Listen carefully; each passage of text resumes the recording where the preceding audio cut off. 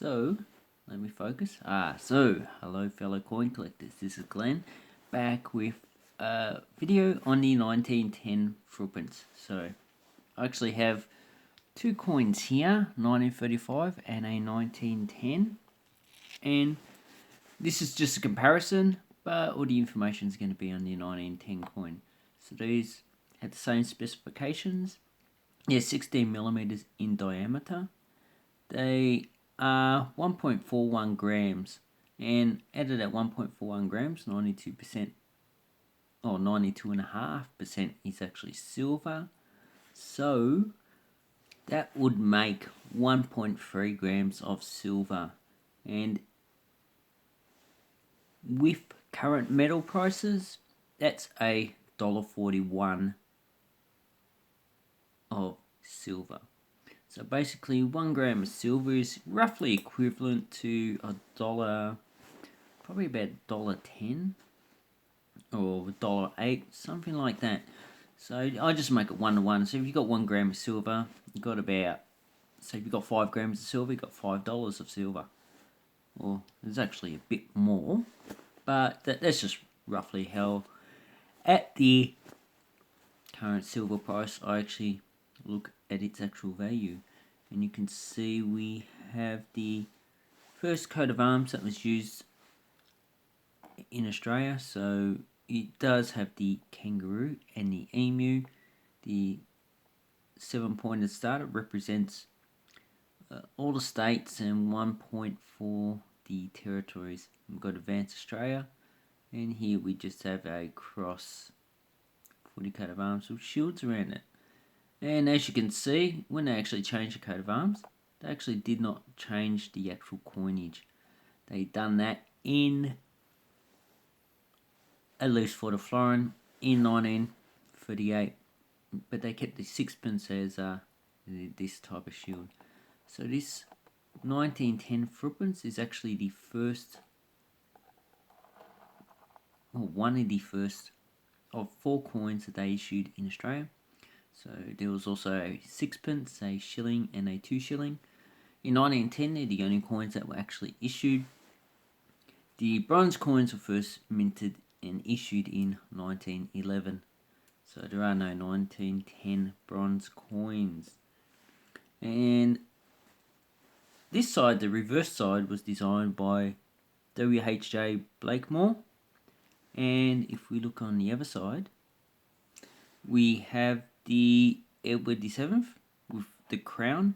So in other places, like I've got an Indian one here. We have the Indian coin. It's quite large actually. And as you can see, it's uncrowned, so it does not have a crown on it. And it's the same with the UK coins. They actually never put a crown on their monarch. And this is actually, most likely, it's the colonial version.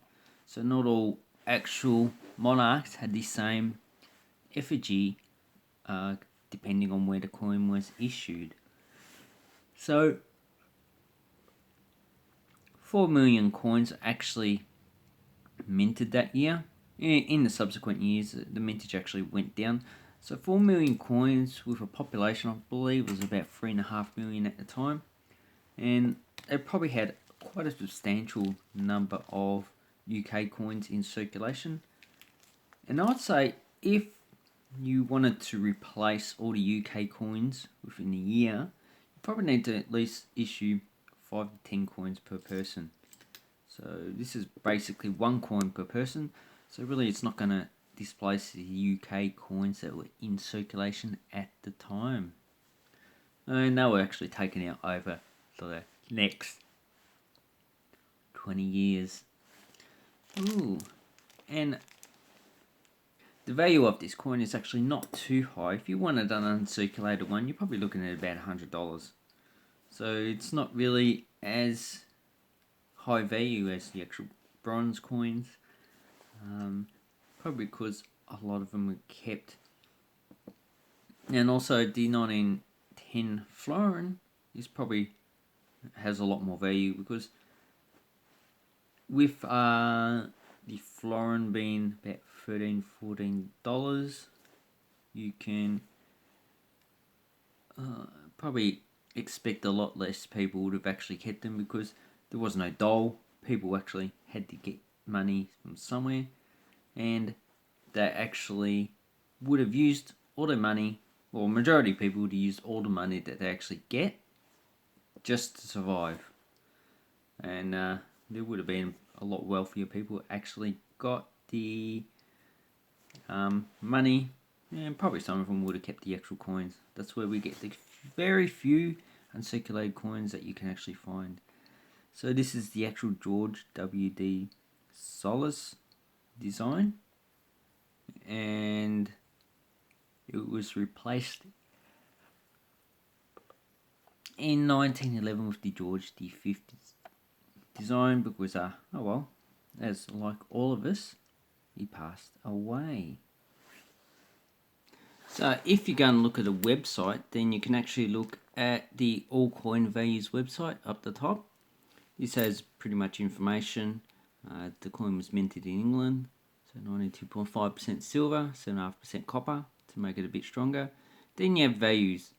So on eBay, I actually haven't seen any coins for buy it now. They're actually below $7.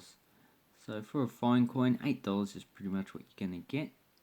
I haven't seen any for $4, but probably on auctions you can probably get a coin for that much. And as you can see, the highest value coins pretty much probably about $100 at the moment. Probably a bit less, probably 70 or 80 for an uncirculated coin. I haven't actually looked on eBay, so we'll actually have a look and see how much those values pan out. So if you can see, you can actually get whole sets of actual coins for a few $100s. A lot of them you can't actually tell what you're actually going to get. Just a bulk set. Maybe a lot of these for bidding. So maybe I'll need to have a look and do a video on those coins. So we've got sets, more sets. Okay, so these are sold items. So this is high grade. Looks like almost uncirculated, $85. Yeah, it seems to be okay. Don't worry about the UK one. Uncirculated, $60. So quite frankly, if you really wanted to buy a coin that's actually gonna retain its value, well, probably not, you know. If you bought this like 10 years ago, you probably would have lost money, because you probably would have bought it for 140, 150, and now it's probably, you'd be lucky to get $60 to $80. So EF53, the rimming on that one looks actually quite nice. So let's have a look at that. No, I want to look at the coin. I hate it when it does that. I actually like the rim on that. Looks quite nice. Yep. EF, I'll probably make it as almost uncirculated, or even uncirculated. Anyway, that's probably a bit undergraded, I would say. Okay, high grade. Got some toning. Respectable. That's probably an EF coin, 59. So, superb coin, almost EF. Yeah. So, EF50. And if we... Alright, I'll pause the video. Okay, so here we go to the lowest. Oh yeah, so $5 for the lowest. $2.95. So you can get very good for that price, but personally I wouldn't worry about actually selling it. And just put in the bulk lot. So $4, probably fine condition. $6, also fine. So really, very low grade, you're not really going to get that much. Ooh, that one's probably VF, looks like. Probably F for $5. That one for $5. And that is pretty much a value. So look on eBay sold items and see how much you're going to pay. And then you go back to items that are actually listed, and then you compare whether it is worth purchasing a certain coin or not. So anyway, I hope this video was informative, and I sounded a bit then. And I hope this encourages you to collect coins. Australian coins are good, not to anything special, but a lot of people do like them. Anyway, thank you very much, and have an awesome coin and banknote collecting time. Thank you, and goodbye.